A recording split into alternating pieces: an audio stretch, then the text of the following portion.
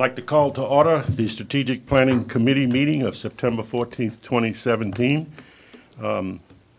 Call the roll call. Madam Secretary, let the record show that all committee members are present here this afternoon. If everyone would please rise for the invocation to be followed by the Pledge of Allegiance. Tonight the invocation will be delivered by Ms. Reagan Daniel. Ms. Daniel? Ms. Daniel, step up to the microphone, please. Dear Lord, thank you for this day and thank you for allowing us the time to be here. Please bless us during this meeting and thank the committee for listening to what we have to say. And please pray for our parish during this time, Lord, and our surrounding states that have suffered tremendous loss during the hurricanes. In Jesus' name we pray. Amen. I pledge allegiance to the flag of the United States of America and to the republic for which it stands, one nation, under God, indivisible, with liberty and justice for all.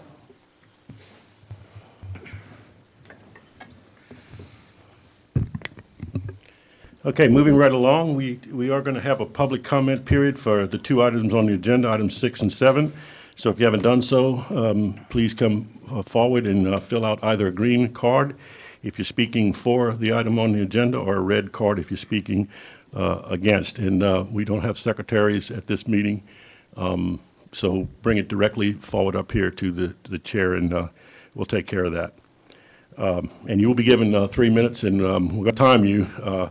Councilman Lawler is going to be my timekeeper tonight, so if you're happy, send him some good wishes. If you're mad, take it out on him.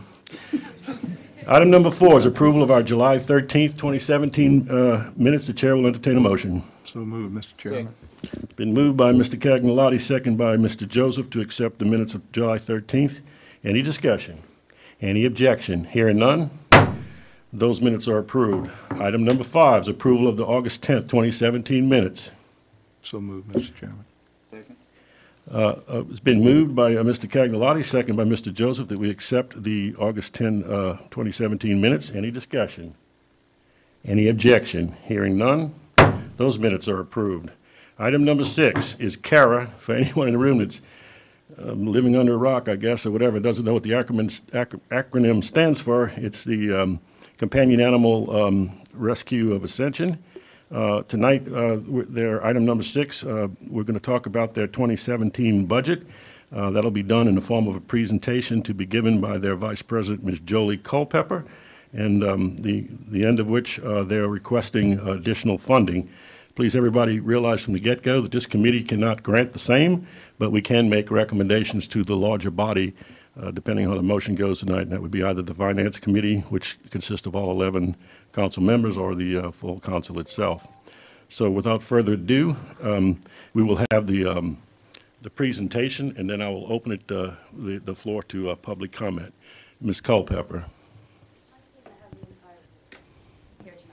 If you don't mind, then you might want to introduce your board members to the committee. Of course. My name is Jolie Culpepper. I'm the Vice President of CARA's House. Virginia Smith. I'm the president of CARA's House. Reagan Daniel, Secretary. And I am Nicole Stevens, brand new treasurer. Welcome, ladies. And Ms. Culpepper, you may begin. Welcome. CARA's House took over the Ascension Parish Animal Shelter roughly 2 years ago. I'm not 100% sure. There. Let me go back. There we go. There we go. Originally, the animal shelter at Airline Highway was built in 1992. Our current human population was 60,892 people living in our parish then. The original kennel, the original shelter, held 58 dogs and 28 cats. Fast forward to 2017, and our current population is 121,587 and growing rapidly.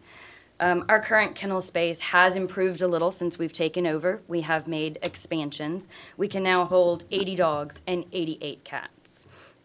Still not nearly enough for the size of our parish. CARA's current yearly budget is $200,000 a year, and it is delivered quarterly. We did a comparison, and we reached out to additional parishes to see what their budgets were like compared to what their human population was, what their animal intake was, and what their live release rate is. For those of you who do not know what a live release rate is, that's how many animals leave our shelter alive, whether that's via adoption, whether it's via transfer to a rescue organization, or reclaimed by their owner. Those do not include the animals that are euthanized or die in care. We are very proud of our live release rate. It's been a very difficult thing to accomplish.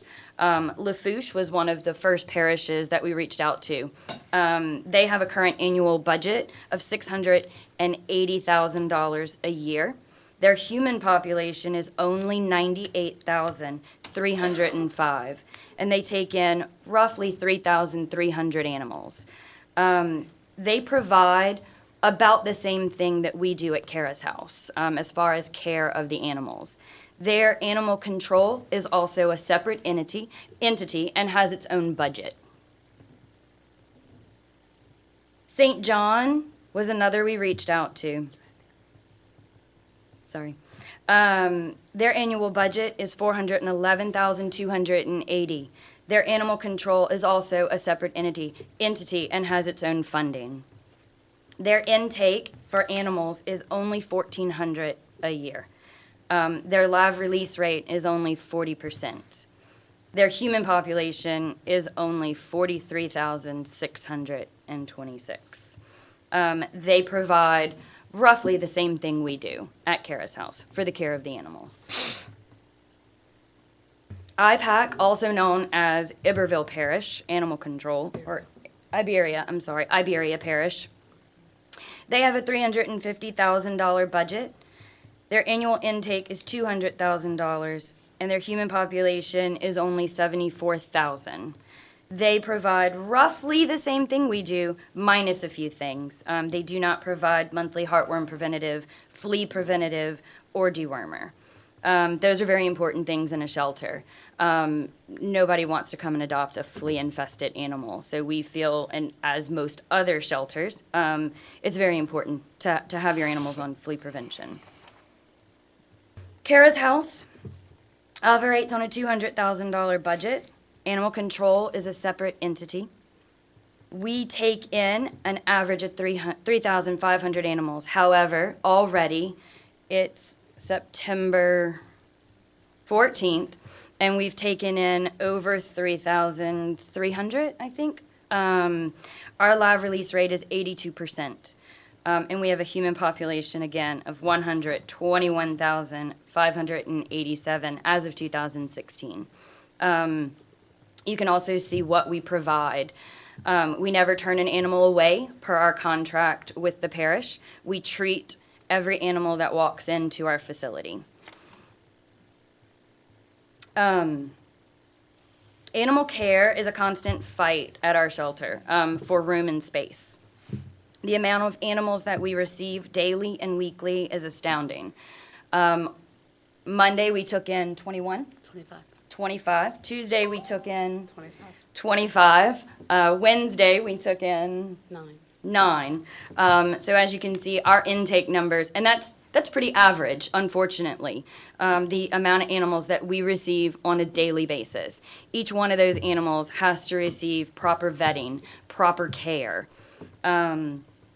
Unfortunately, unless laws are passed and spay-neuter programs are implemented, those numbers are never going to go down, and they're only going to increase with the amount of people coming into this parish.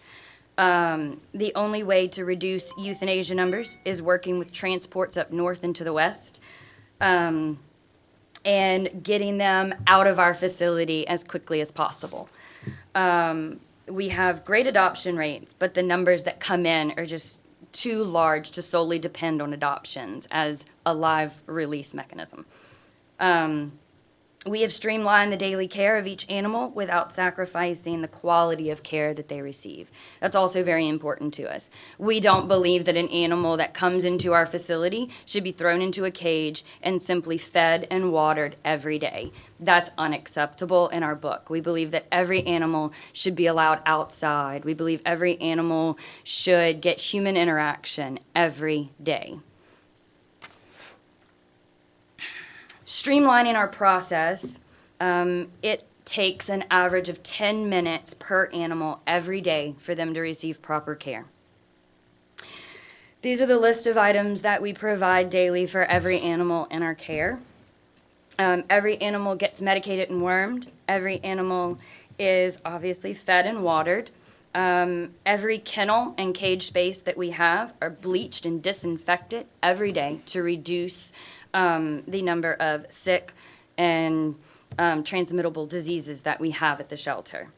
Animals that can be walked are walked every day so that they can get sunshine. Since we've taken over the shelter, we've received continuous praise from numerous organizations on our operations and the conditions of our shelter. This is just some that we work with, and they have noted the improvement over the last 2 years at our shelter, and remarked on how wonderful the facility is now.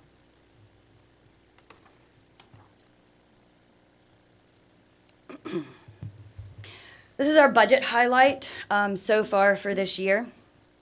Our total income for this year is $276,417.68. Our total expenses so far, $289,220.35. That's a loss of $12,802. So far. That's just so far. That was through June. We did this presentation through June. Our payroll expenses alone exceed what our $200,000 budget is. We also have vet expenses for every animal at our facility. Those two items alone exceed our $200,000 budget.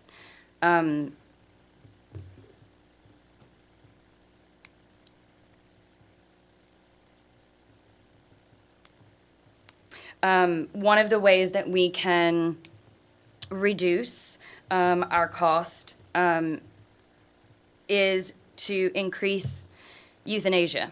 Unfortunately, that's really not an option for us. We feel that the only animals that should be euthanized are unadoptable, aggressive, or terminally ill. Every adoptable animal should have a chance to get out alive. Our financial data has been provided on a separate PDF document that we can go over at the end of the presentation if you would like. It's a complete breakdown of all of our operating expenses. It's printed directly from our bank accounts. Kara's house in the Great Flood of 2016. One more, thanks. During the Great Flood of 2016, Kara's house took on a vital role for the parish and the residents of Ascension. We went outside of our duties and contract with the parish to assist the devastated people and the owned pets of this parish. We thought nothing of ourselves nor our budget at that time. We simply did what was needed to be done to make our parish safe, and we would do it again in a heartbeat. Due to the funds expended during the hurricane, we've been forced to incur debt in order to continue normal operating expenses. We have, as of yet, been unsuccessful in our request for reimbursement from FEMA. I would like to note, however, that our average operating expenses alone still exceed our budget. Yeah. Absent any of the flood losses. And I did want to take a minute to talk about that. The money that we're asking for reimbursement from FEMA, we're still in the appeals process. We have not been denied as of yet that they've told us. We're working directly with the state. That money is simply to reimburse for the additional payroll expenses that we incurred during the flood. We had to man Lamar Dixon 24 hours a day, 7 days a week for nearly 6 months. So we incurred a great amount of extra payroll expenses. So that money is solely to reimburse for that. It has nothing to do with normal operating expenses, just for your information. And on the next slide, this is a breakdown of those wages that were paid during the flood.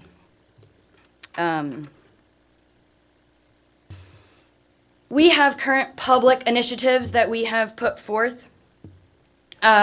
We hold many adoption events throughout the parish. We contract with PetSmart and Petco. We occasionally hold adoption events at other sites.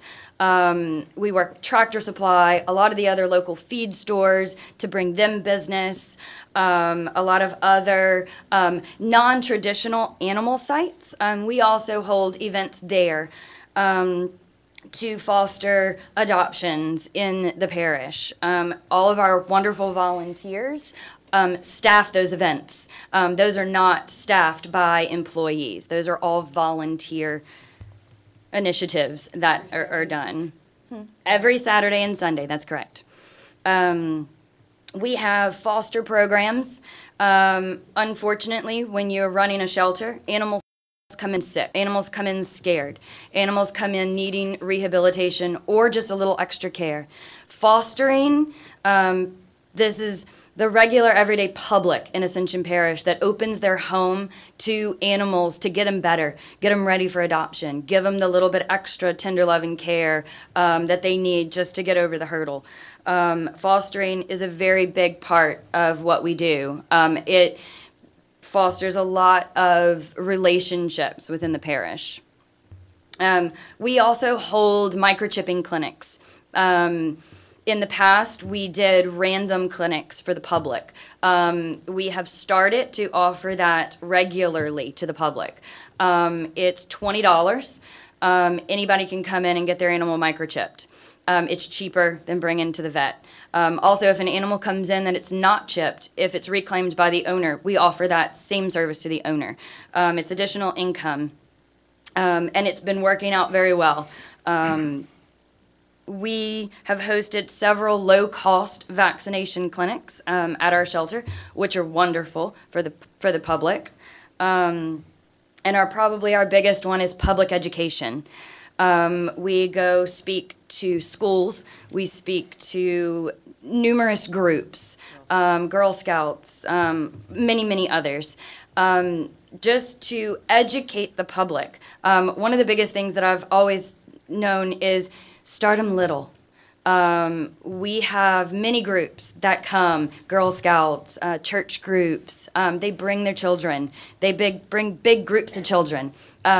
We start them when they're little. Our own volunteers bring their children, and we put them to work. They volunteer for the day. It teaches them responsibility. It teaches them the proper care for animals. We also talk about spaying and neutering. Spaying and neutering is the only way that we'll ever not be needed. And that's actually our goal. We would love to one day not be needed. The only way to accomplish that is spaying and neutering in this parish, whether that's by law or whether that's by opening up low-cost spay and neuter clinics, which is something that we would like to do. But the only way to reduce our unwanted animal population in this parish is spaying and neutering. That leads us into future public initiatives. Low-cost spay and neuter is probably our biggest one. It's our first one on the list. Like I said, the only way to reduce the number of animals that we have in this parish is either by law or by opening low-cost spay-neuter clinics. That's something that we can accomplish by hiring a vet. Part of the reason that we're asking for the money we're asking is because our vet bills are astronomical. Paying outside vets to spay and neuter, to treat animals that come in, our vet bills are astronomical. Hiring a vet on staff will cut cost. We would be able to offer the parish low-cost vaccinations. We would be able to offer the parish low-cost spay and neuters. We would also like to see implemented TNR program here in our parish. For those of you who do not know what a TNR program is, it's trap, neuter, release. What that means is feral cats that are running amok in the neighborhoods. A lot of them actually serve a really good purpose. We have a lot of warehouse districts here. We have a lot of factories. We have a lot of plants. Feral cats can serve a major purpose, especially with barns and the aforementioned. They control the rodent population. TNR allows those animals not to be euthanized. It allows them to go to work. Cats that have tipped ears, those are TNR cats. They get trapped, they get fixed, they get released back where they were. They keep the rodent population down, they work, you don't feed them, they do their job, parish is happy, they don't keep reproducing. And of course, continued education. We will continue our strides to educate the youth and educate anybody that we can get in front of on care for animals. And lastly, our dream. Our current shelter is dilapidated. Like I said early, it was built in 1982, I believe. 92. That was a really long time ago. Our shelter's fallen apart. We've been able to do some expansions, and we've been able to make some improvements. And the parish has helped us make Yes. a number of improvements. The parish has been absolutely wonderful in doing a lot of the improvements that we've asked for. One day, with the parish size that we have, the amount of people that we have, this is the size shelter we truly need. And it would coincide with what a lot of the other parishes in Louisiana are doing, building new shelters, building better facilities. There are many shelters out there that are building brand new shelters. And one day we would also like to have a brand new shelter. But for right now, I think we would just like to know we can make payroll. Yeah, that'd be great. I think our employees would like that too. Yes. And that concludes our presentation. Does anybody have any questions? Well, I would like to personally, and I'm sure you'll be hearing from my colleagues shortly, their opinions as well, to thank you, Ms. Culpepper, and the rest of the board for coming here this evening. I feel like your presentation was certainly very informative, and I think it needed to be said. As an historical bit of housekeeping, you guys, of course, know, and probably the whole world does, that you came before us once again. My colleagues decided back then that was a bit premature because you had just taken over, and so we didn't approve an increased funding immediately, even though there was some talks that a good bit of money during negotiation was left on the table. That notwithstanding, we're 2 years now down the line, and as you pointed out, we had the unfortunate circumstance of the Great Flood of 2016 compounding the problem. I'd like to also say that you didn't talk about it, but I will. Every year, this population thing, you did show the comparison from 1992 when the shelter was built to currently, and that's an incredible number itself. But every year we had thousands of more rooftops. Anybody that doesn't know that can just come to one of our P&Z meetings and take a look. So the way I look at it, this is an essential service. I think we're obligated as a parish to, quote unquote, take care of business toward that end. And as these rooftops continue to add and add, that means we're bringing more people. More people means more pets. More pets means more, unfortunately, irresponsible pet owners that are going to abandon a dog or a cat or whatever in a parking lot of Winn-Dixie or Walmart or whatever. And so, while a lot of people that have contacted me ascribe to a philosophy, why should I be responsible with my tax dollars for other people's negligence?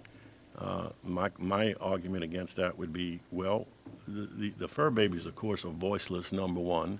And then, of course, number two, you pointed out, for example, with the TNR program, I want to ask you about that in a moment, we would be overrun if we wouldn't be doing something, period. So I think we bear a certain amount of responsibility there. So I'm going to ask a few questions, and it's typical of this committee. I'll look to my left or right. We'll probably start Mr. Cagnolati. Oh, sorry. Thanks for the correction. We will have the public comment first, and I will then ask my actual questions. Sure. Can I make one more statement? You may. The 4 women that you see standing before you, the board members of Kara's House, are not paid.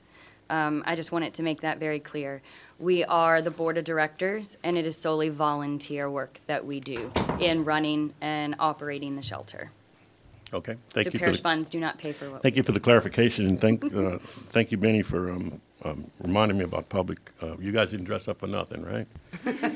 All right. Our first speaker this evening, and let me just announce, it's all green cards, so we're not going to have anybody speak against this evening because I made an error last time when we had a very controversial thing. I guess it was a Better Ascension hearing we had. I didn't read the back of this new card where it says literally, if you haven't filled this out, you can't, and we did allow last time, so that's my bad. I checked with my colleagues. If we're going to follow the thing, I guess we just need to follow it to the letter. So it's all going to be green. Tonight we start with Diane Boone. I would ask you, Ms. Boone, and all speakers after, when you come forward, please state your street address and for the record, and then you will have 3 minutes. Mr. Lawler will be timing you.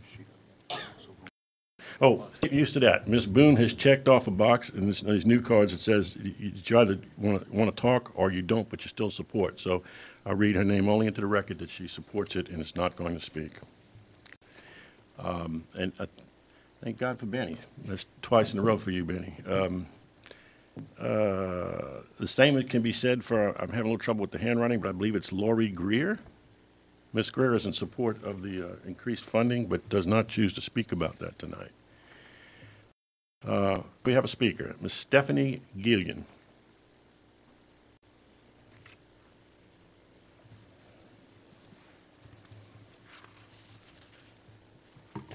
Good evening. My name is Stephanie Gillian. I'm a 23-year resident of Ascension Parish. I stand before you this evening to beg of you to move forward the request of additional funding for Kara's House. It is not often that I stand before you and ask your approval on an item up for consideration, but on this, I do. Kara's House has made tremendous strides in changing how the unwanted animals of this parish are treated. I despise the phrase unwanted animals. At some point, I would venture to say they were wanted. Why they wound up at Kara's House was probably out of their control and not their fault. We as human beings made the decision to breed and domesticate these animals. Therefore, it is our responsibility to care for them when they find themselves thrown out like yesterday's trash. The additional funds requested, in my opinion, is not an unreasonable amount of money. I personally feel that more than the $150,000 asked for is in order. I ask you to please allow Kara's House to make even bigger strides and to become a leader in our state. Thank you all for your service to our community, and thank you for the opportunity to hear my opinion. Okay, we have another true speaker this evening, and by the way, it dawned on me now, we probably should rename this card because it says public speaker card. It's really not always a public speaker card, is it? Ms. Genevieve Robichaux? Again, if you'd state, Ms. Robichaux, where you're from. Hello, my name is Genevieve Robichaux. I live on Bro Street in Sorrento, and I'm a volunteer with Kara's House. Thank you for allowing us to come and speak with you this evening. The numbers speak volumes as to what Kara's House goes through each year. 3,500 animals on average taken in this year. Without any other expenses on the current budget, that would only allow for less than $60 allocated for each animal the entire time that they are in the shelter's care. For food, medication, vaccines, preventative care, spaying, neutering, and microchipping. But that number does not include general overhead, such as payroll or everyday supplies needed to make the shelter run. Animals that would otherwise not make it at other shelters in South Louisiana survive and thrive at Kara's house because of the amazing care that every animal receives the minute they come into the building. That care comes at a cost that simply cannot be done on the current budget. The increase that we are asking for would allow the shelter to continue the incredible care that they provide to stray and owner-surrendered animals in our community. We hope that you allow us to continue our mission to help every animal in Ascension Parish find their forever home. Thank you for your time. And we thank you, Ms. Robichaux. Our next speaker, Alicia Deshay Terry.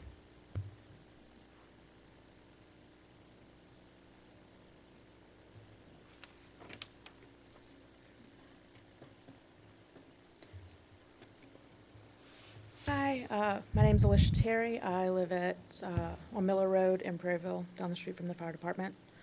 I'm born and raised here. I actually grew up on Miller Road. I'm 33 years old now. So with the exception of a few excursions to Texas, I've been here my entire life. We already know that Kara's House is doing a fantastic job with the shelter. All the numbers show that reality. So I don't want to repeat the numbers. Before I realized that we had a 3-minute time limit, I actually had a whole bunch of stuff written to speak about. I had a nice long essay, which I'm sure I still have saved somewhere if anybody wants to read it. But I think the easiest way that I can show you how highly I think of Kara's House is to let you know that I have spent almost every weekend doing adoption events and whatever else I can to volunteer, including bathing kittens. Current scratches are not from bathing kittens, but I usually look like I've been through a war. But for the past year, I have done adoption events, usually both Saturday and Sunday. Most of my friends, who some of them I have dragged into volunteering with me, including my younger brother, who is not here tonight. Most of my friends joke that I have a second job. I work full-time and I work downtown Baton Rouge, so usually by the time I get done, the shelter's closed up shop for the day. So my weekends I spend with the shelter if possible. I have fostered. I actually have 2 cats adopted. I have 3 cats, but 2 of them are adopted through the shelter. One from before Kara's House took over the shelter, and I'm so glad that she got the chance. She was actually pulled from the shelter before she was put down. She was feral. She would not have made it. And my newest kitten I actually adopted. I fostered her and foster failed. I am extremely hopeful that the parish will increase our budget to allow us to continue saving lives. I was extremely glad to see that the TNR program, Trap, Neuter, and Release, was mentioned during the original presentation, because that's pretty much what my whole thing was going to be about to begin with. That is something I believe it will require a law change, actually. I don't think we're allowed to, by law, release a pet after it's been brought to the shelter.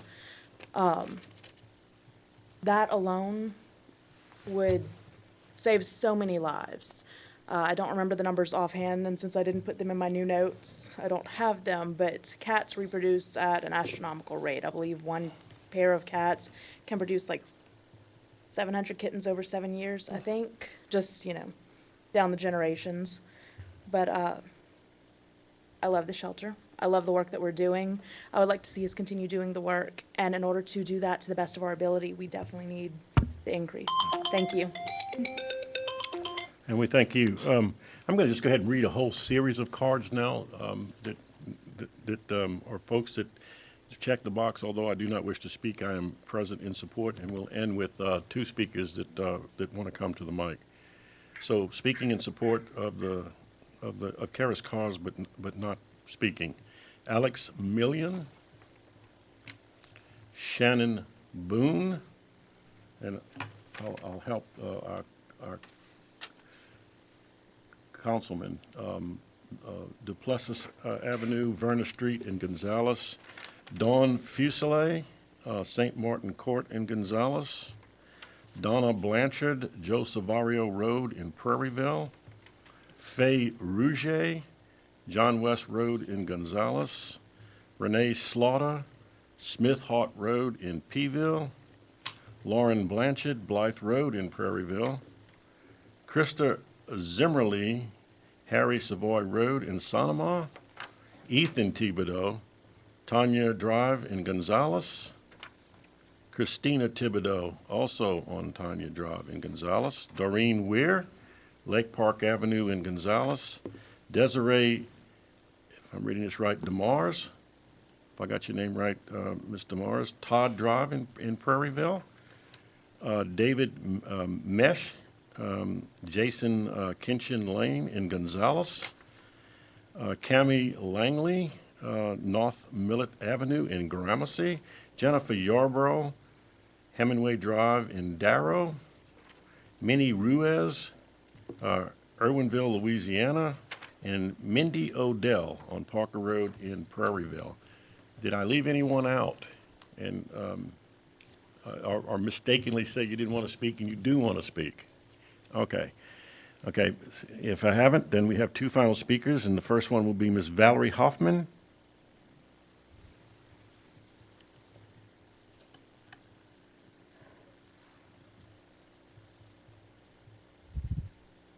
Thank you. I started with Kara's House years ago when they first started as a rescue here. And I've been kind of on and off with them ever since. I was out at Lamar-Dixon for 6 months while they were out there. I'm very familiar with everything that goes on, as I learned from the 6 months of being out at Lamar-Dixon, the vetting process, the transportation process, and everything that these women put into it. I would love to say that I'm there all the time now. I'm not. I have a lot going on in my life, but I'm there as often as possible. If they need me to wash clothes, I'll come wash clothes. If they need me to run an errand, and I can, I will do that. But these women go above and beyond for the care of these animals. I personally foster kittens in my home now, and will continue to do that because it's a very vital thing. The kittens get so sick in the shelter, they just almost don't even have a chance. And the best thing they can do is get out of there and get well in somebody's home like my own. I've fostered dogs, I've fostered cats. We've had people come in with squirrels, with baby possums. It's just a little bit of everything. But I cannot stress the work that all of them do to keep this shelter going, to vet these animals, to give these animals a second chance, because people just throw them out like yesterday's garbage. And the way this parish is growing, I live in Pelican Point, and I have a huge neighborhood going up by me. And we have very many stray animals, believe it or not, right over there off of Loosemore and in Pelican Point and Ascension Trace. And off of 22, the problem is already over there. And now we've got all these rooftops coming with so many unwanted animals that, I pray they're not going to be unwanted. But there's going to be those that are left behind when people move. We have cats in our neighborhood that are just left. I have one that hangs out in my flower bed that I can't let my own cat out because I'm afraid he's going to get beat up. But I can't say enough about all of these people that work there. They really and truly put their heart and soul into it. And thank y'all for letting us come here and ask. And I believe they are due this budget and more, because they really do the right thing for these animals. Thank you. Thank you, Ms. Hoffman. And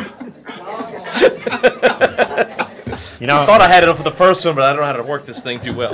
In the past, I have questioned sometimes my colleague, Mr. Lawler's, what he's doing, but since he used the dog bark, I'll let him slide. Ms. Jill Wiley will be our last speaker this evening. Good afternoon. Prepare anything to talk about tonight. My name is Jill Wiley. I was born and raised here in Ascension Parish, and I've been volunteering with Kara's House, even before it was Kara's House, way back when it was formed by Helen Morales, a resident of Prairieville and avid cat lover. And she got in several fights with animal control over the years. But I've been with her, and she got this group started, and it's just grown, and I could cry at where it's at now. And the money is definitely needed. I mean, when we look at the way this parish is growing, I mean, we're like Baton Rouge was just a few years ago.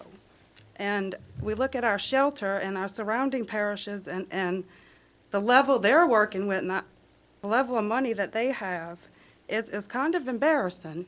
This parish is huge. This parish is great, and everything is growing except our little shelter, and it's heartbreaking. So I beg, please, please let this go on. Thank you, and have a good evening. Let me thank you, Ms. Wiley, for speaking as well. So we're going to close the public comment period there, and we would ask the four board members if you'd please step back up to the microphone, and we'll have question and answer now, and I'll continue where I left off. One of the first things I want to say is that we have just paid a consulting group a good bit of money, SSA Consultants, to take a look at the efficiency in the areas where there's lack thereof in this parish. CARE is one of the few groups that got a glowing reserve, so y'all erred tonight by not adding them to your slide of all the people that offer you kudos. That said, however, they also did something I think important too that I think this committee needs to be aware of. They published a metric from the Humane Society of the United States that said that when you adjust on all the municipalities and counties across America per capita basis, how much money on average is being spent for both functions. We saw about how these parishes, Lafourche, St. John, IPAC, so forth, and ourselves, oftentimes do separate animal control from like the work that you guys do, which is entirely different. But when you put it together and you divide the dollars per 1,000 residents and you consider the population number that you gave for Ascension Parish, I believe it to be fairly accurate, then this parish, if it were to just meet the average for America, would need to be spending about $960,000. That's just shy, so I'm going to round it off and say $1 million. Now I see, if I've got all the rest of this right, you guys get $200,000 from the parish, but the animal control gets some money as well, and I believe that number, I've heard about 4 different numbers. I even talked to Ms. Kelly Smith coming in tonight outside.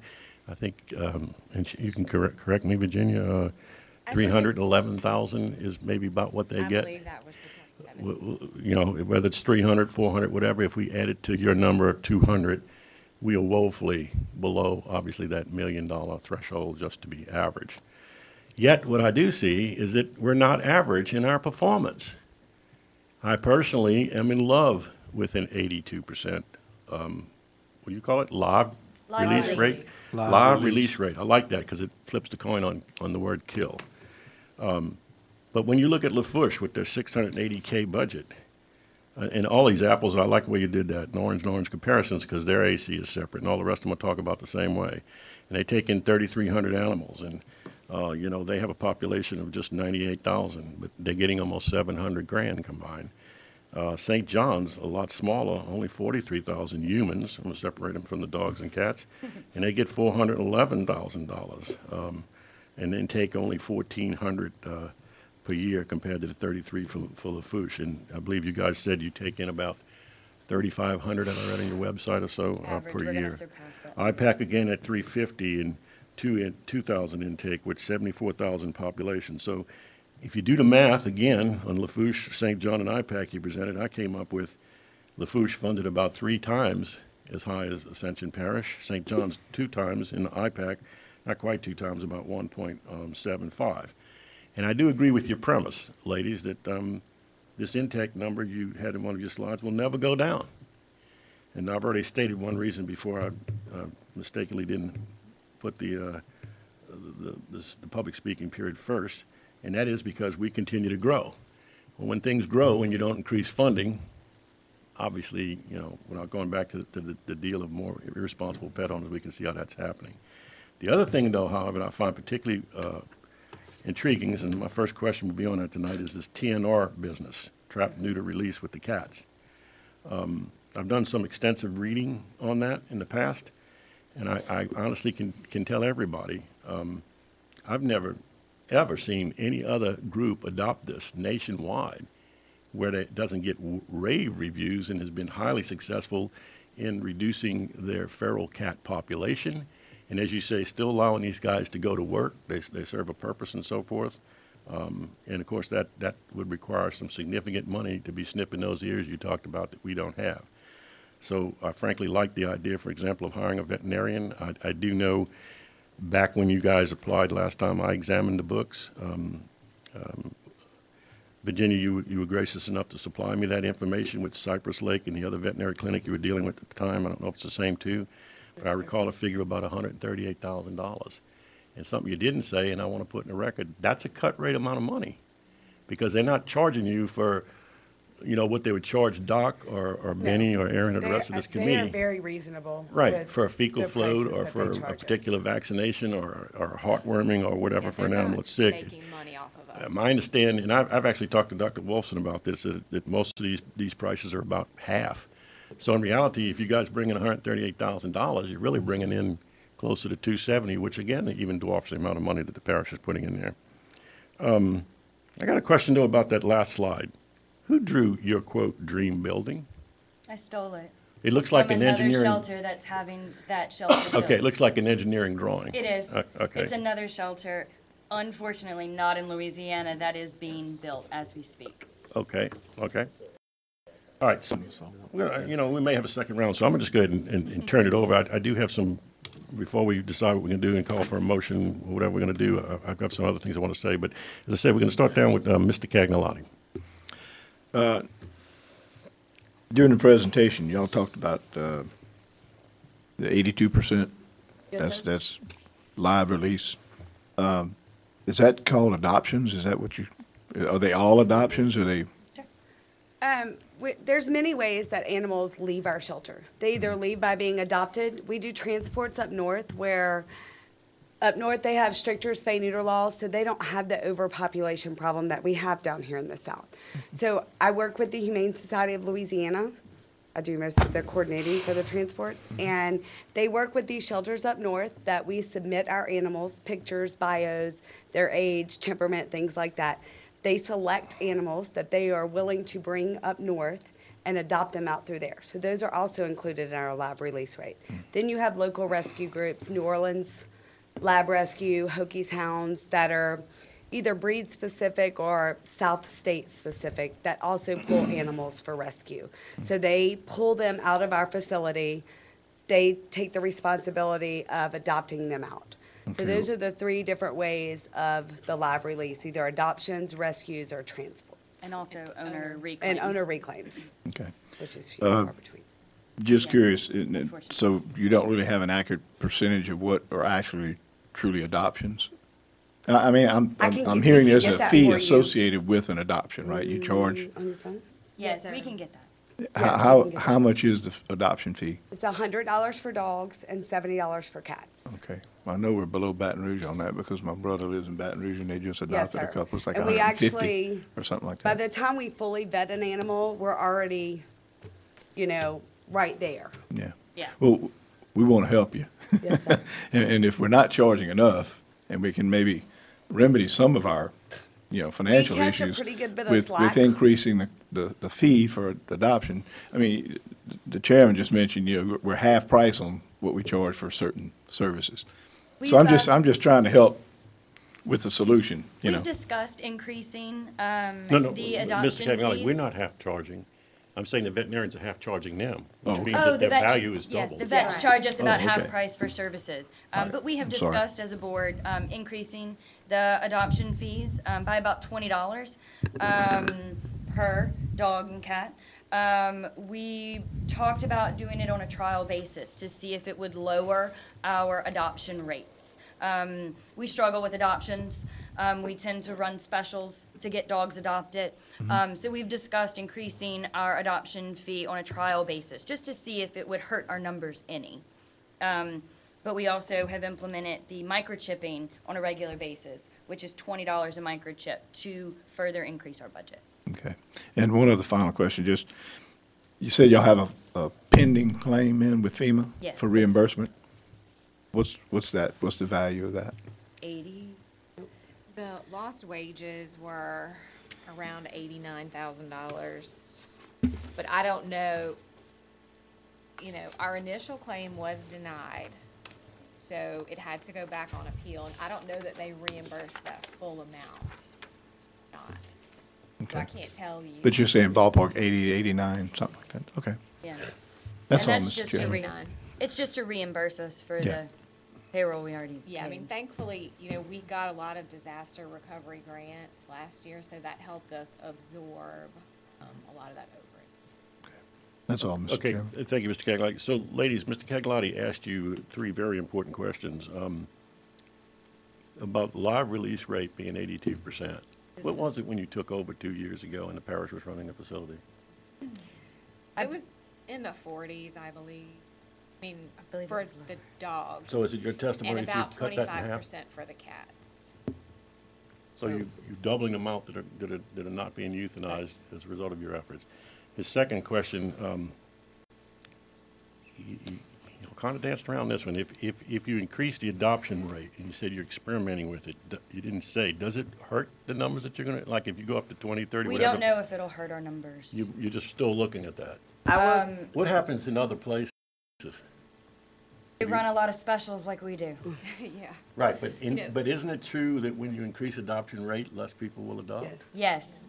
Okay. We catch, actually, both of our shelter managers are sitting right there, and on So a daily basis. that's not a real easy fix. On a daily basis, we have people already Now, like Mr. complain. Cagnolati, I encourage you to try it. Don't let it mess up the 82%. They already complain about the fees we charge now. I'm sure They will people turn will. around and walk out. They don't want to pay $100. I'll bet people walk in and say, can you just give me the animal? Well, especially for a cat, when it's a $70 adoption fee, and just this week, we had somebody, we walked in with the cat, I gave him the paperwork to do it, he said $70 for a cat when they're running around everywhere? Not me, I'm not paying that. And he set the cat down and he left.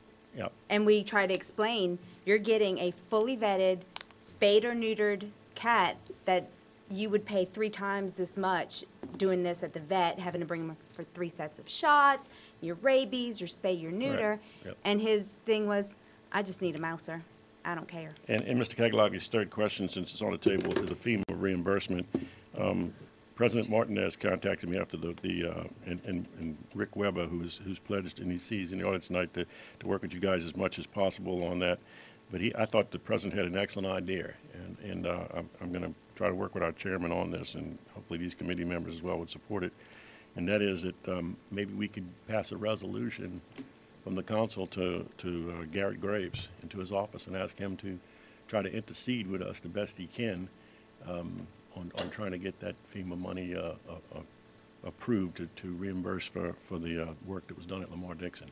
But to be clear, what I also learned from at Rick's presentation Tuesday night, I guess it was, this has nothing to do with the damage that was done to the facility. No, the parish took care of Parish all of the. So we just took that out of our Yes, hides? yes, Okay, I just put that into the record. yes. Mr. Joseph. Yeah, Mr. Chairman. Thank y'all ladies for coming. Thank you. y'all Thank you ladies. for having us. you.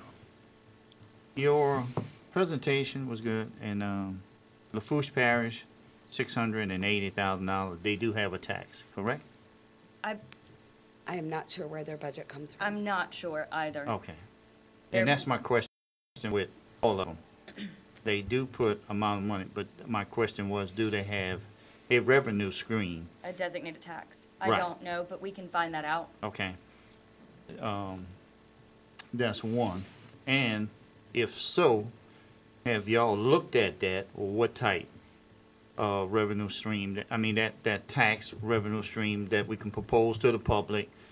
You know, if it's a dollar fee or something that, as you say, we are growing so rapidly.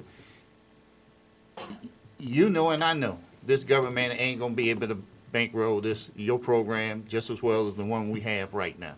I mean, that's just being honest with you. So we have to look at putting something to the public, and if they say no, then we have a problem. That if they say yeah, great, but if they say no, it's just like similar to a lot of programs we have now in the government. My next question was, City of Downsville, City of Gonzales, do you Yes. accept, do they do They any pay- contribution They to? pay the parish. They pay the parish, as well as St. James. We also, the parish that's is in it? contracted with St. James, who does not have an animal control facility. They bring their animals to us, not animal control. And that money goes to the parish, not us. Okay. I would like to know those numbers. Don't know those numbers, sir. No, I'm talking about with the animals that you get from Oh, those. oh, Oh, okay. yeah. I mean, okay, yeah. I think I know the number since I looked at, yeah, that was a while back on that contract, I remember that now. But knowing what the animals that comes into your facility and where they come from, Yes. okay? Doc, and, which come already asked about the reimbursable. I was trying to look up our current animal control budget and actually see what all the actual numbers are, but, Doc's gave me a run off about 311 from our service, total about 511 that we put in the budget annually, and, that money come from general Health unit. funds that, normally, From the health unit. It comes out of health unit. well, it's a taxable. Health unit fund, that is a tax. Okay. All right, so that was my other question, and that health unit funds, if we so move to do this, there is a question of, from the health unit, what funds they have available. Okay, I'm just being, once again, I'm one like to shoot straight. I'm not appreciate it. approving or denying, but I mean, you have to look at our dilemma, where this money coming from. Absolutely. And, those are the questions I have, and I need to verify and check on it. And my last question is, exactly, I don't think, I think y'all requesting about 150? Or Yes, sir. requesting 150? So that's the confirmed number that you're looking for. Okay. Minimum. I know if you can get more, I know it'd be great, appreciate it, but that's, 150 would allow us to reduce the Stress. it would allow us to not only cover our payroll, our operating expenses, but it would also allow us to implement the things we need to Okay. implement in this parish. and with saying that, Doc also get to hand out some numbers, what the national, and realistic, what you're asking the public or this government to support your program. What type of dollars you really need? I mean, and that's the true picture you're gonna need. Right now, you asking for bare minimum, Right. We are. okay? But the public need to know what you actually need to run your program. I mean, you're looking at that nice facility. I'm pretty sure that's about $2 million. We want to do specific fundraisers for that building. But once again, Yes, there is a cost attached to it. yes. So, I mean, when you come here, I mean, I know what you're asking for, but the overall picture for 121,000 people, and then we looking like we probably have 130. You know, you're really putting a sale pitch to us and to the public. Yes. So they need to know these whole numbers, you know. But I appreciate y'all coming down and giving me your report and everything. But as Doc said before, you know, we're not the decision maker here on the Correct. dollars. They have to go to finance, okay? But those was my question, and I really appreciate your input on your presentation. To give me that input, okay? Thank you, Mr. Joseph. And like Mr. Cagnolati, OJ brings up two very, very good questions. The first was about St. James in Deville. I just want to be sure we got And this. Gonzales. And City of And Gonzales. Gonzales, okay. So they bring animals because they don't have Their own animal control facilities or here. foster adoption programs, the two segments, to Cara. But did I hear you say the parish gets that money and not Kara for the parts that the animals they bring to you? Yes. Correct. So where does that money go, to animal control? It Well, goes to it- parents for that program, doc. When I looked at this. Right, It's all but- put in the budget and. Or does it goes back to the health department That's maybe, my since we've learned understanding. that Yeah, it that goes there's, back to those the are the health guys that are department. support, it could go to anything then? Okay, and then the other part I wanted clarity of, OJ asked you about, does Lafourche Parish and the others, and I think that's a good question, have the taxes? I would just like to say this, we don't, but neither does the community right before us, and we watch them buy a recommend to buy a $229,000 lot. And in the general budget, we probably fund recreation at about, I don't know, gentlemen, we have 3 members of the committee here, about $2 million maybe? Okay? 2.4. And so. And that's based on the annual Right. budget. And of course, we need to also 10%. recognize, I hope this committee does, that we've tried taxes in the past, particularly for recreation. It was called Better Recreation Now, and the people turned it down flatly. But we do know 1 mil of ad valorem tax, just 1 mil, which we voted for in behalf of the people because we're allowed to do so without putting it on the ballot for juvenile detention, yields in this parish about $1 million. The problem I see is if we do ask for that to go on the ballot and the people do what they did on the recreation, we're back to square one, et cetera. In the meantime, my animals need to be taken care of. But these are two areas, and I would encourage you to supply that information if you can get it, as far as which one of these parishes, or, do this within a tax or whatever. But Mr. Aaron Lawler. Thank y'all for coming. One of the main things that I see is that we have a people problem, and I'm gonna use a bully pulpit right now to tell the public, get your animals spayed and neutered. Thank you. Be responsible, because the grand scheme of things, what we're dealing with is a people problem here, is people not being responsible with their animals. And, Councilman Joseph said it right, that we do have a problem. Tell you what, may I pass mine and my son just got here. Yeah. My Mr. wife had an accident. Mr. Lawler has personal issues that he needs to address, so we're going to excuse him right now from the dais, and we're going to move over to Councilman Johnson. He'll be back. I don't have any questions. I want to thank you ladies for bringing the information forward. It's always valuable to learn as much as we can. But as Councilman Joseph said, this is a financial issue. And that's what needs to, and I'd like to go ahead and put forth a motion to move this to the Finance Committee and let them do your presentation there and let that go where it needs to go. Yes, sir. Second. Okay, it's been moved and seconded that we pass this on to another group. I'm going to offer, I wish Mr. Law was here, a substitute motion. We all know going into it, everything we do as a committee, just like we saw last time in recreation. They can't just award buying that lot for $229. It has to go to finance as well. And that's our job. And that's what we're doing, is to vet it, just like it is for them to say we need this lot or we don't, and make a recommendation. So I frankly don't have any particular appreciation for just going through this whole process. It just makes y'all come again, makes you do all this. On the other hand, if it gets out of committee, as it did with recreation, with a unanimous vote that we recommend you buy the lot, it comes out of this committee, we recommend that you fund Kara at 150. It's a recommendation of 5 councilmen. And with one more vote, you would get that funding.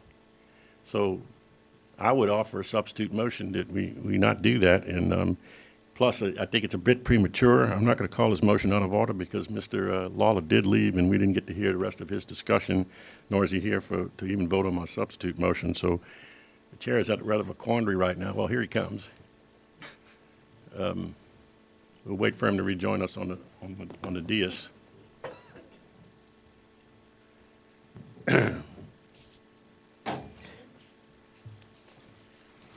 Well, welcome back, Aaron. And before we go back to the discussion part, while you left, there was a quick motion to defer to finance in a second. I objected to that and offered a substitute motion that, just like you guys did moments ago in the Recreation Committee, all of these committees only recommend. everything obviously has to go through finance. And rather than have the ladies and all come back that spoke here again tonight and do this again, and they have to do it again anyway, might be one way to look at it. But you never know, crowd sizes, nights, whatever. You guys made a recommendation to spend $229,000 and buy a lot. And they're going to say either yay and that. And that's what committees are supposed to do that vetting work for the larger body. So if it comes out with a recommendation or not, if it came out of a recreation, which it did with a vote of, I don't know if y'all had a full 5 or 4, whatever you had, you'll vote away, as we would be tonight, from getting this thing funded. And of course, in the meantime, the animals are still dealing with what they deal with and so forth. There was some discussion in this beginning, and it gets to a point to where in this committee, we are planning. We are strategic planning. And this is a plan for the future of our parish, whether or not we want to continue with the existing cooperative endeavor agreement or up the amount of money or so forth and so on. So with that said, my substitute motion is that we do that, and I'll look for a second for that. And I just want to say one more thing. I read on your site, ladies, that for $3 per citizen per year, quote unquote, the parish can make sure it says that CARA's work continues. Good work we saw tonight, the 82% live release rate.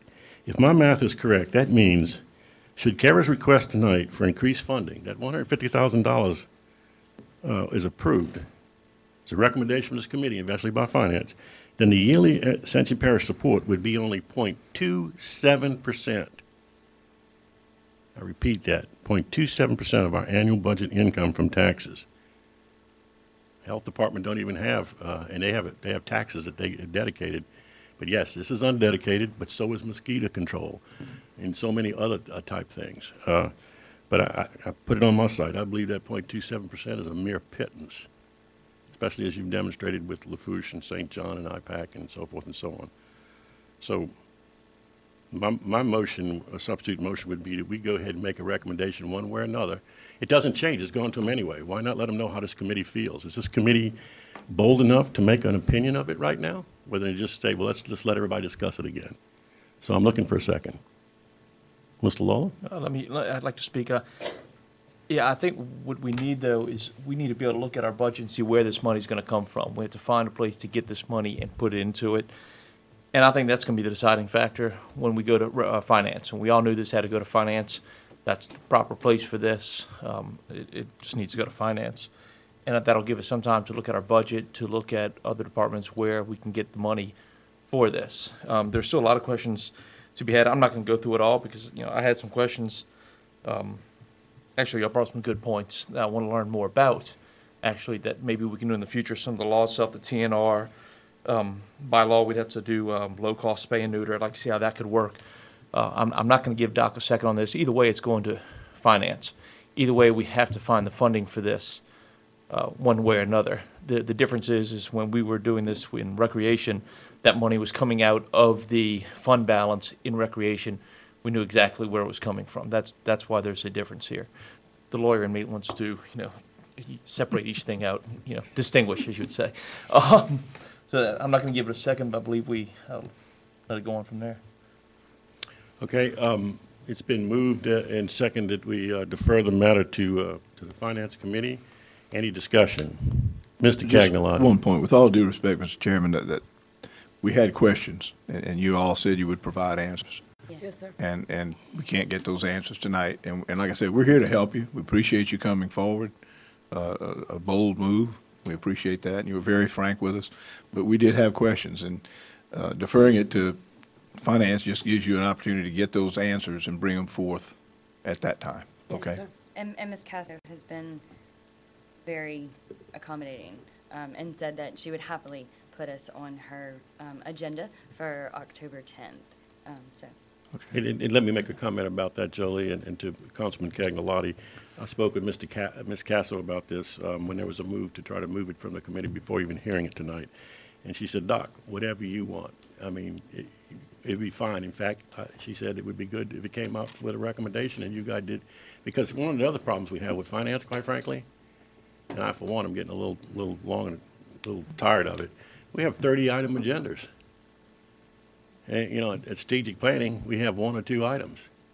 So we can much more thoroughly vet a hot topic item when we have to find more money, whatever it is, within the scope of a lot of people that want to speak. It's just like when we had in the recreation meeting with the Gonzales Soccer Club and so forth, but before it went up to the full finance. No one, you know, denies that the ultimate purse has to be by all 5. But there's nothing wrong with sending a recommendation, and then if they do that vetting, they can decide, once again, no, we don't want to do it after we figure out where we're going to get the money or not. This is just a recommendation. So I'm just going to say I'm very disappointed in my committee tonight that they don't want to do it that way. But I understand the will and the fact that I have to play on this team. So with that's my discussion. Any further discussion? Mr. Joseph. Yeah, Doc, on that motion, if you don't mind, I'd like to add that administration come back and give us a financial update exactly what option do we have or where we're going to get those funds from. I mean, of course, you'll come to our finance, and then you'll make this nice presentation, and then we'll look at each other, and then we'll say, well, where the money gonna come from? Well, I want the administration to say, can we do it? And actually let us know as a whole. Right. Where is it possible or not? Yes. So they give their presentation too. Here's our budget, here's what we have, and where you want us to get it from. And then, guess what? All of us have to make a decision, we rob either to pay Paul or something like that. I'm just being honest with you.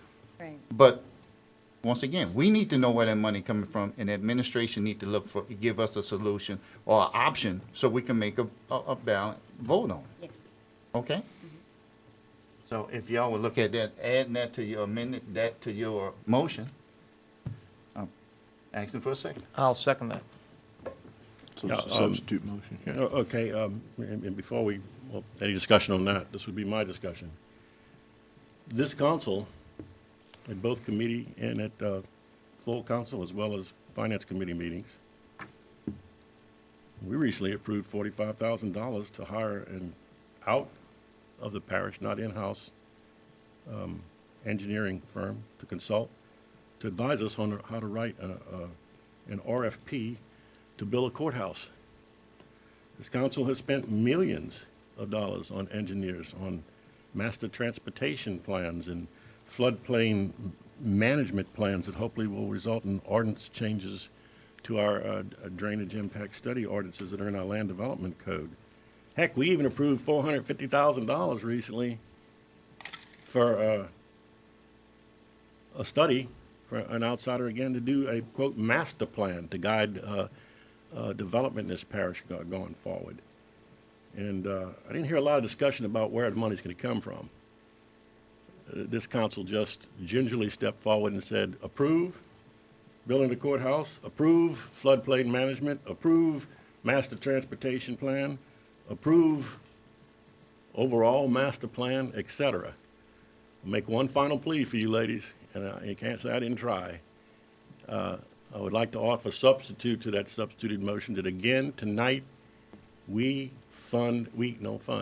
recommend funding and let this group vet it further, so be it, and decide whether or not they can find the money, because as far as I'm concerned, if it has to come out of the general fund, it has to come out of the general fund. We can't be overrun by cats. We can't let that live release rate go back to the 40% it was, and we can ill afford to have Cara walk away from a contract agreement, a cooperative endeavor agreement, because they're operating now in red ink. So once again, I'm going to offer a substitute to the substitute motion that we recommend to the Finance Committee that they find $150,000 to satisfy Cara's request. Do I hear a second? Didn't think so. Motion fails. The motion's back on the table. The substitute motion with Mr. I guess it's Joseph's addition. Any discussion? Any objection? Hearing none, that motion carries. Thank you. We thank you, ladies. Thank you. Thank you. Don't lose face. Item number 7 on our agenda is Unified Land Development Code, Section 17-2060C, finality of contract agreements. This, gentleman, is something I put on as a result of a recent happening in my own district, and actually it's happened elsewhere. And that is, that code is the Drainage and Traffic Impact Code, as you know, as it relates in your packets. There's a copy of this. It's just 4 subparts, A, B, C, and D, contract agreements. Under contract agreement, Drainage and Traffic Subpart C of 1726, it states the following, and I asked Mr. Fournier to give me this. And it was precipitated, again, like I say, for something in my district, and that was Crawfish Aquatics on Highway 73, where they requested a rezoning. That rezoning was turned down by the zoning commission, who recommended to the full body, and then we acted on it, and in a 10-0 vote upheld their recommendation to deny it. And they turned around and having been denied, and entered into a request for a contract agreement. The problem there became they were then approved, but it doesn't come back to the council because our existing law under 17-2060, subpart C, says those issues end and reach, as the title says, a finality at the zoning level. So what I'm looking for is to change that. I've talked to several councilmen outside of this commission, and they are supportive of it. Again, it would only be a recommendation of this committee to the full body if we decide to change that law. But it says this: the purpose of this section is to provide procedures and minimum requirements for the execution of contracts between those persons having an equitable interest in property in the parish of Ascension. And it didn't finish the sentence, but it means with the parish. The parish council hereby authorize, and here's the problem, the zoning commission to enter into said contracts on behalf of Ascension by virtue of this ordinance. I would like to see that changed to where the zoning commission recommends to the full body either to approve or deny the contract agreement, and then the full parish council would say yea or nay to that recommendation. And so we started to my left with Councilman Cagnolati last time. We'll go to my right and hear from Mr. Benny Johnson. I don't have anything right off hand. I'd like to see that information and study a little bit more, Doc. I mean, I'm getting, I saw that item on the agenda. I wasn't sure what it was. I didn't see the backup documents on it, so I don't have any questions right now before I make a decision on that. It was in Novus, of course, and if anybody would like a hard copy of it, I have it here. It's subpart C of 17-2060. Mr. Lawler. Yeah, I just want to express my concern on what we're currently doing. It seems like as a council, we are authorizing an unelected body of various, I guess, attendance rates to enter into contracts on behalf of the parish. I think this is an issue of the parish council has to take responsibility for the contracts that we're entering into, and not pass this on to the zoning commission. Quite honestly, I think this would be a good idea to make a recommendation that the full council explore this, or actually, Legal counsel. Legal counsel, exactly. I think legal counsel has to look into this, because I do believe that we should have the parish council should be entering into contracts, not a zoning commission. I don't believe that we should be delegating our ability to enter into contracts. Would you want to offer that in the form of a motion, Mr. Lawler? Yeah, I'd like to make a motion to ask our legal counsel to give us an opinion as to whether, first of all, I guess why we have the zoning commission having the ability to enter into contracts on behalf of the council.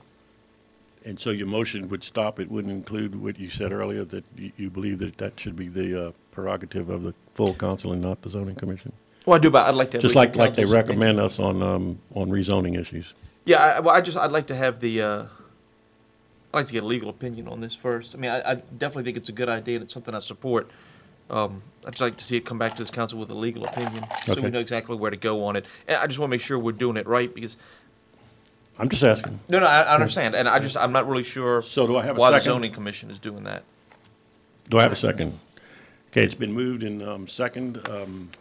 So that's the motion on the table. Further discussion, Mr. OJ? Yeah, I know Doc had spoken to me on this here, and, I'm still is in favor of it. I just like to get some data from some other parishes that is doing the same thing too. I know legal from it, but I mean, when we wrote our home rule charter and we wrote some thing, we took this from some other parishes. So I would like at least legal to look at this version of this in other parishes that have home rule charters. Because,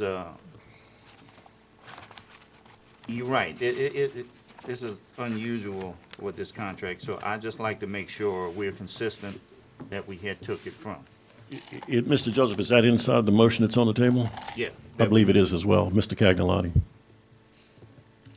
No comment at this time. Okay, no comments. Do we need a round two, gentlemen, in any way? No. All right, it's been moved and second that we take item number 7 and send it to legal counsel for their advice on whether we should continue to let the matter of a contract agreement be final with the zoning commission, or whether or not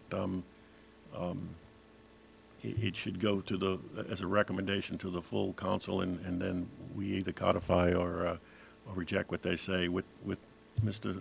Joseph's clarification that, and I'm sure he will do that without being told, look into what other parishes and so forth are doing in this subject matter area. Is that pretty close to what you guys want? That's Okay, fine with any me. further discussion, gentlemen? Any objection? If not, that motion carries. I'll entertain a motion for adjournment. Motion to adjourn, Mr. Chairman. Been moved and adjourned that we cease for this evening, and so this committee is adjourned.